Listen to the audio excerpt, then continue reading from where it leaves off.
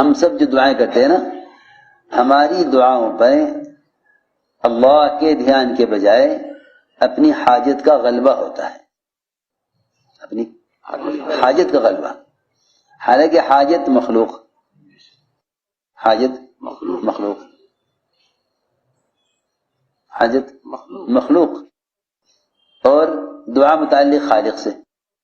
ایک قسم تو ہے دعا مانگنے والوں کی جن کے دعا کے دوران حاجت غالب ہوتی ہے. دوسری قسم وہ ہے کہ جن پر دعا کے دوران اپنے اسباب کا غلبہ ہوتا ہے کہ اے اللہ اسی سبب سے تو کر دے، اے اللہ اسی سبب سے کر دے، اس وزیر کے دل میں ڈال دے، یہ میرا کام کر دے. کتنے نکمے پن کی بات ہے. اللہ جو قادر مطلق ہے ان سے یہ کہہ رہا کہ تو وزیر کے ذریعے میرا کام کرا دے. اللہ سے دعا مانگنا اسباب کی بنیاد پر، یہیں سے دعا کی قبولیت میں رکاوٹ پیدا ہو جاتی ہے،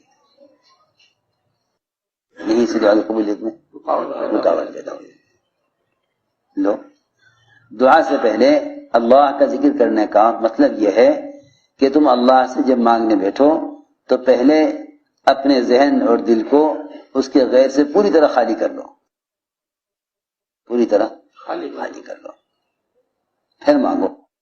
ورنہ اس وقت عام طور سے آپ دیکھیں گے کہ جو لوگ دعائیں میں اپنی حاجت مانگتے ہیں اللہ سے، وہ اس سبب کے ذریعے مانگتے ہیں جو سبب ان کو ملا ہوا ہے. جو سبب ملا ہوا ہے اس سبب کے راستے سے اللہ سے حاجت پوری کرانا چاہتے ہیں. یہ ہے سب سے بڑی رکاوٹ دعا کی قبولیت میں.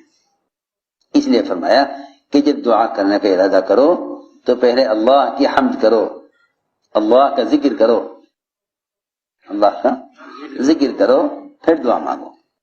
یہ تم اللہ کے ذکر کے بعد دعا مانگو گے تو اللہ کے ذکر سے اللہ کے غیر کا اور تمام مادی اسباب و شکلوں کا یقین پہلے ختم ہوگا.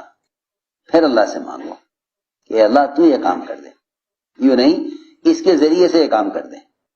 اللہ کو ذرائع کا پابند کرنا یہ تو اس کی قدرت کے منافی ہے.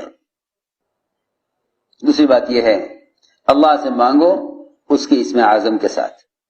اب اسم اعظم اللہ کے رسول کے درمیان راز، کیونکہ سب کو نہیں معلوم کیا مانگنا چاہیے، اور اس اسم اعظم کے ذریعے مانگے گا وہ مل کر رہے گا، اور امت کو معلوم نہیں کہ کیا مانگنا چاہیے. ایسی حضرت عائشہ عرض کیا کہ یا رسول اللہ صلی اللہ علیہ وسلم مجھے بتا دیجیے اسم اعظم کیا ہے. کہ نہیں عائشہ تمہیں نہیں بتاتا، ایسا نہ ہو کہ تم اس اسم اعظم کے ذریعے اللہ سے دنیا مانگ بیٹھو.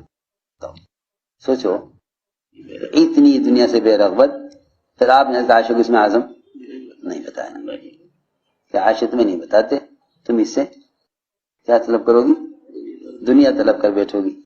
دیکھو تو صحیح، جو عائشہ سے چھپا رہے جو دنیا سے اتنی بے رغبت، تو امت کو کیسے بتا دیتے؟ 24 گھنٹے دنیا ہی مقصد، آپ میں کہ نہیں بتاتے.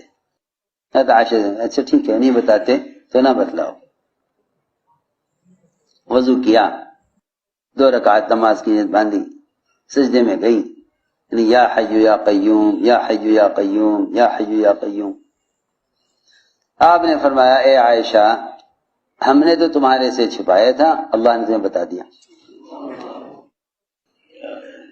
ہم نے تمہارے سے چھپایا تھا مگر اللہ نے بتا دیا.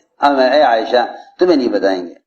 حضرت عائشہ میں وہاں سے کھسکی، اٹھی وہاں سے اور تھوڑی دیر ایک کونے میں بیٹھی، پھر وہاں سے اٹھی اور میں نے آپ کے سر کا بوسہ لیا.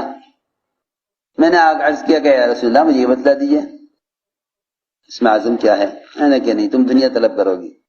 میں اٹھی، میں نے وضو کیا اور 2 رکعت نماز پڑھی، اور میں نے یہ بھی کلمات ہیں اللہم انی ادعوک اللہ وعدوک الرحمن ادعوک البر الرحیم ادعوک باسمائک الحسنى ما علمنا منه ما لم اعلم.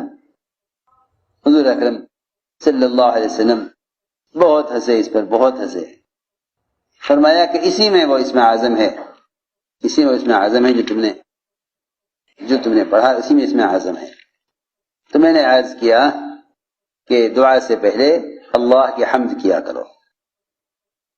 فرماتے ہیں برادر رضی اللہ عنہ کہ حضور اکرم صلی اللہ علیہ وسلم نے ایک آدمی کو یہ فرماتے ہوئے سنا، وہ اپنی دعا میں کہہ رہا تھا اللہم انی اسألک بانی اشہد انک انت اللہ لا الہ الا انت، اے اللہ میں تجھ سے سوال کرتا ہوں اور میں گواہی دیتا ہوں اس بات کی کہ بے شک آپ ہی اللہ ہیں، آپ کے سوا کوئی عبادت کا لائق نہیں ہے، آپ تنہا ہیں، نرادھار ہیں، صمد ہیں، مستغنی ہیں اپنے غیر سے۔ وہ ذات ہے جو نہ جنی گئی ہے نہ جنتی ہے اور اس کا کوئی ہمسر، اس کا کوئی مقابل نہیں۔ آپ نے فرمایا اس آدمی سے کہ تو نے اللہ تعالی سے جو سوال کیا ہے اسم اعظم کے ساتھ سوال کیا ہے، اور اسم اعظم کے ساتھ جو آدمی اللہ سے سوال کرتا ہے جس چیز کا بھی سوال کیا کرے گا اس کو وہ چیز مل کر رہے گی، اور جو بھی دعا مانگے گا قبول ہوگی۔ ایک روایت میں معاذ بن جبل فرماتے ہیں